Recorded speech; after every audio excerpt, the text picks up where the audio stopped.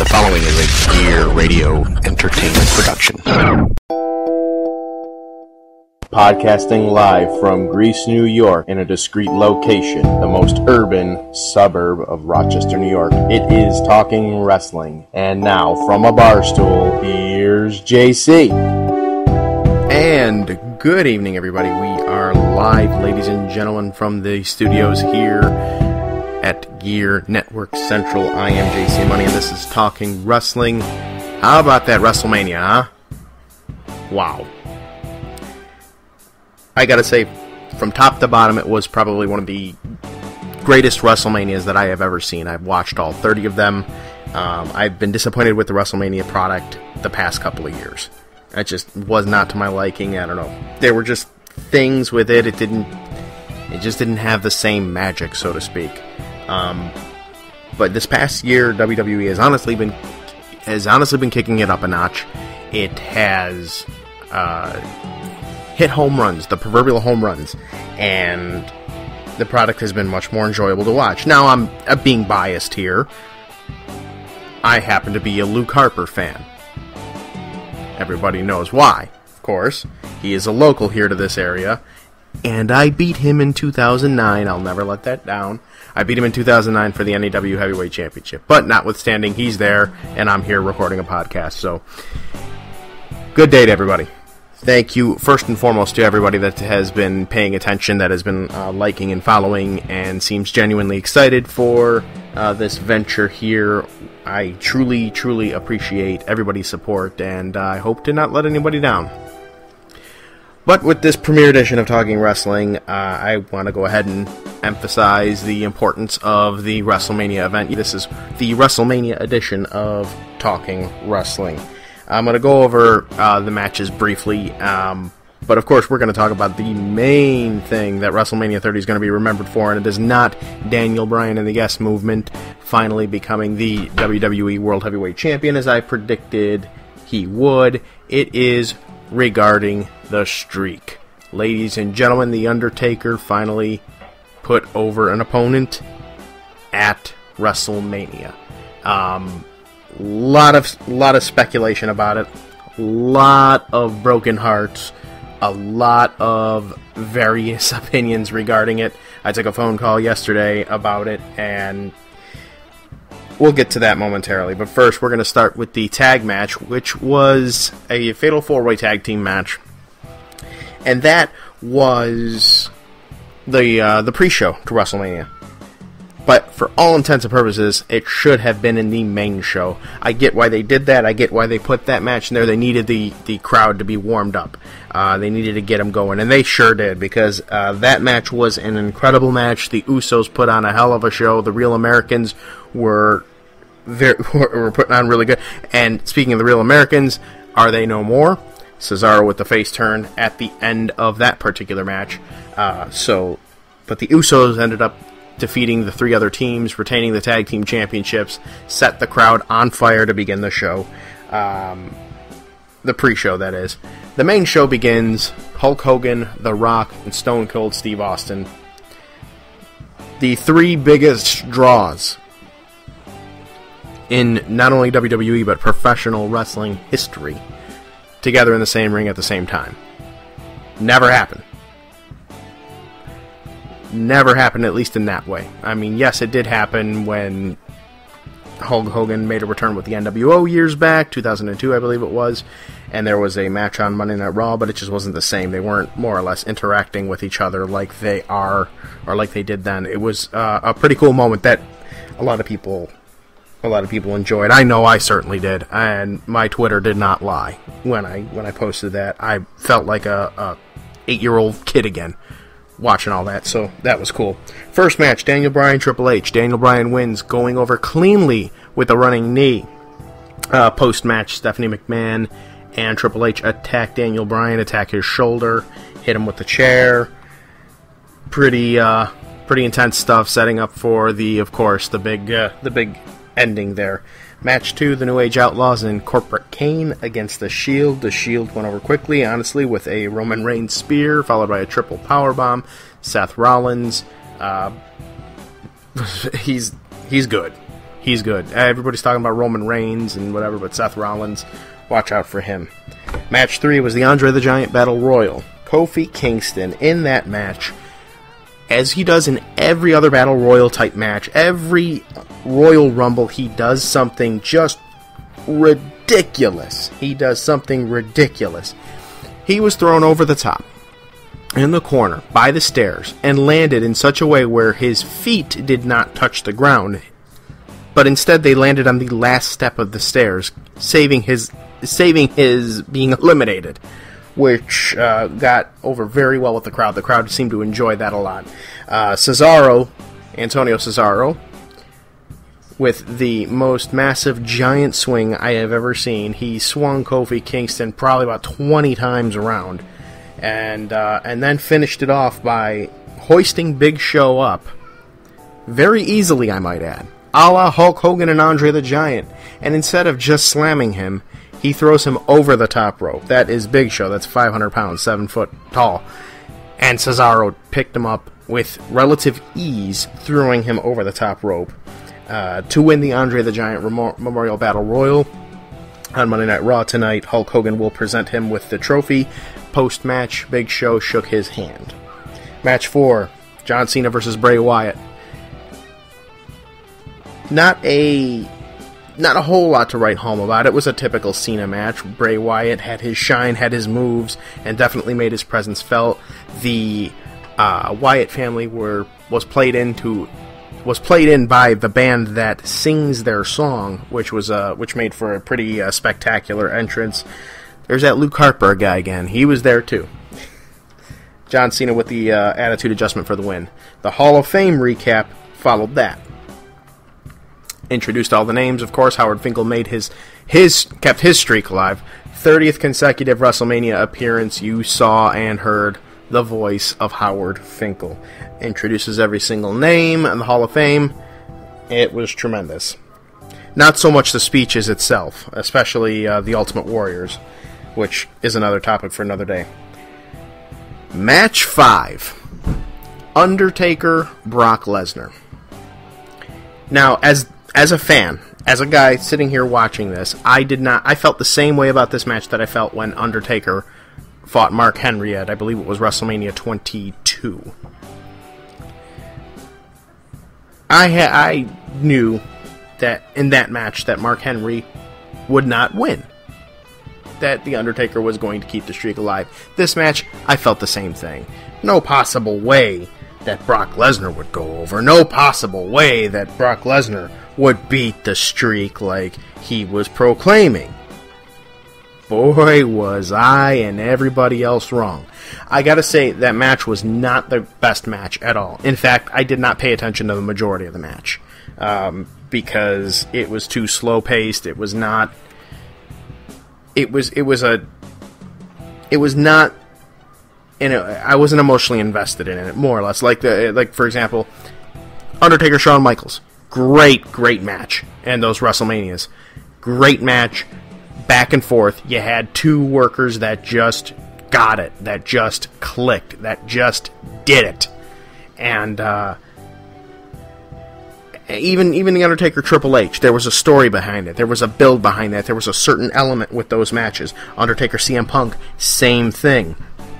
Undertaker Brock Lesnar, I didn't personally feel that connection. I didn't feel that they had invested as much as they did in previous WrestleManias with the Undertaker streak. I thought it was a foregone conclusion. He was going to win. He was going to keep the streak intact. It would have been 22-0. Then comes the ending. The third F5.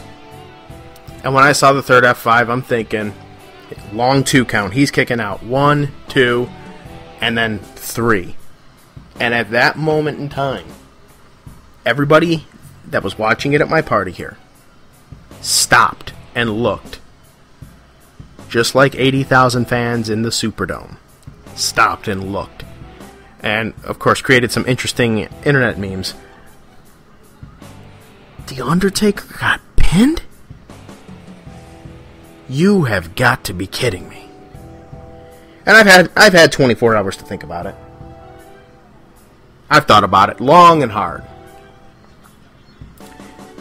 And initially, I felt that it was from the insider perspective. Does Brock Lesnar appreciate what that means? Does he appreciate what that means to professional wrestling? Does he appreciate what that means in general? I don't think so. Brock Lesnar is all about the money. He's a bad mamma jamma. He's all about the money. He's proved that. When I think about it and when I look at it now, doing some reading, Brock Lesnar and Undertaker are friends. Realistically, if The Undertaker did not want to lose the streak to Brock Lesnar, he wouldn't have. He's got enough clout there in WWE that pretty much he could have said, if he wanted a job or drop the streak to Hornswoggle, he certainly would have. Brock Lesnar's his friend. They planted the seed back at the UFC fight in 2010, I believe it was. That's why it happened. Either way, it has had everybody talking non-stop about WrestleMania 30. Of course, the following match after that was the Divas Battle Royal, which I had no interest in watching, honestly. I know AJ Lee won it. I couldn't tell you what happened, who was in it, anything like that. That was the proverbial piss break, if you will. The final match was the main event. It was the triple threat match between Randy Orton, Batista, and Daniel Bryan. Lot of action in that match. Daniel Bryan threw himself around quite a bit. Orton took a very, very nasty hit to the back through the Spanish announce table. Triple H got involved. The crowd was immensely into it. Daniel Bryan, with the yes lock, makes Batista tap out. I said this on the initial podcast, the trial podcast, if you will, pilot episode. Daniel Bryan was going to win at WrestleMania. He had to. That was what was happening. I saw a lot of my quote-unquote peers in wrestling that were baffled by it.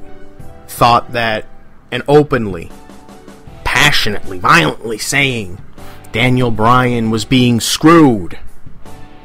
And I have been arguing the point since SummerSlam that he has not been screwed, that he is, in fact, the guy. Why were they going to waste the moment that everybody wants with Daniel Bryan being the champion on an event like Money in the Bank, when they're going to have more people, more buy rates, close to 1 million subscribers on WWE Network, by the way, as well as the regular pay-per-view channels, bars across the area, anywhere that was showing this pay-per-view, WrestleMania, Super Bowl. Are you kidding me? Would you rather throw... let me throw a football reference here. Would you rather throw for 500 yards and 8 touchdowns, break all sorts of records on a blacked-out game, or do it during the Super Bowl when everybody's watching? It's no comparison. You'd want to do it at the Super Bowl, the game that matters, where the world is watching, the biggest stage. You become an icon. You become a household name. Ladies and gentlemen, that is what they did. That is strategic booking. Kudos to WWE for how they have been booking everything lately. An excellent WrestleMania. WrestleMania 30. I stopped buying after 27. I stopped buying them. My WrestleMania collection ends at 27. WrestleMania 30 will be a part of my collection.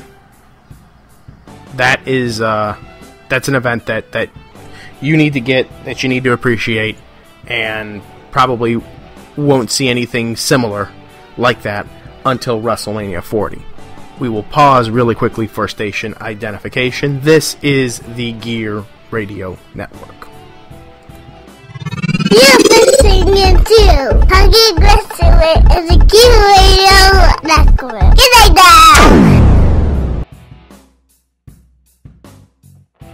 Welcome back. So, as far as Talking Wrestling is concerned, here is going to be the blueprint. The blueprint will be, of course, we will discuss the different promotions. WWE, TNA, maybe. I don't know. I'm not really a huge fan of TNA, and I've made that abundantly clear. Also, we will definitely focus on the new upstart. If you haven't heard by now, Toby Keith and Jeff Jarrett have announced the launch, or soon-to-be launched, Global Force Wrestling, GFW. Going to be based out of Nashville, of course, so that's Southern Belt Wrestling. I honest to God, I hope that this works out. I hope it works out, because the wrestling industry is in need of another boom. It's in need of another war, so to speak. I think at this point it's not going to be to the degree of the Monday Night Wars of WCW and WWE, as much as I think they will complement each other, and yeah, it will be the competition aspect, so to speak, but I don't think that, unlike in the previous world, that either will be out to put each other out of business. I don't think that that's the case. I think everybody realizes now, having gone more than a decade with just really one show in town, regardless of how you cut it, you can't cut TNA as a legit number 2 promotion. It's just not. It's not. It's never been. But if Global Force Wrestling can become a legit number 2 promotion, that's best for business. That's best for everything. That's going to create more work, more jobs for the people in the industry. Certainly will create better ratings, especially if they do the Monday Night Wars again, who's jumping where, whatever.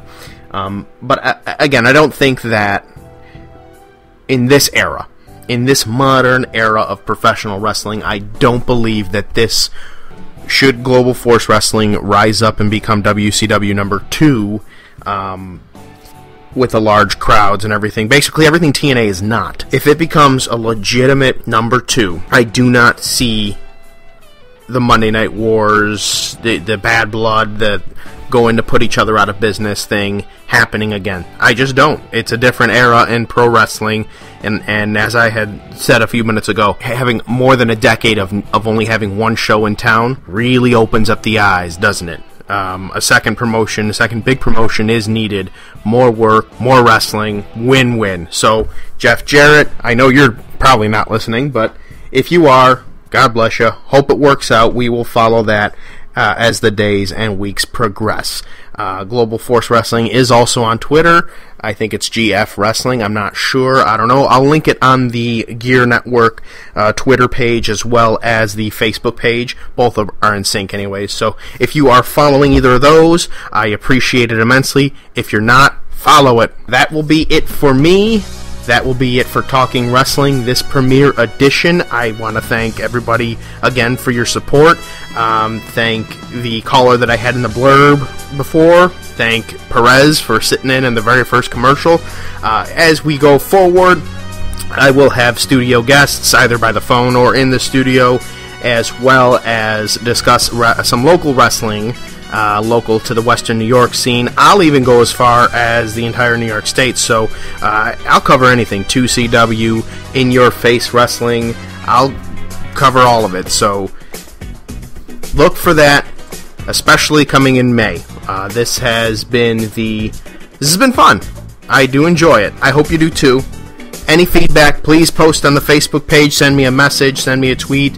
If there is a specific local wrestler that you would like on the show, let me know. I'm probably in pretty good with them. I can get them on there. If there's any promotion you want me to talk about, I will talk about it. Let me know. Feedback is welcome. Thank you very much. And as always, this is a copyrighted podcast of the Gear Radio Network. Any unauthorized reproduction or rebroadcast without the express written permission of Gear Radio Networks and me specifically is strictly prohibited. I would like to thank everybody for listening to us. This is JC Money. Until next time, so long everybody. Good night now.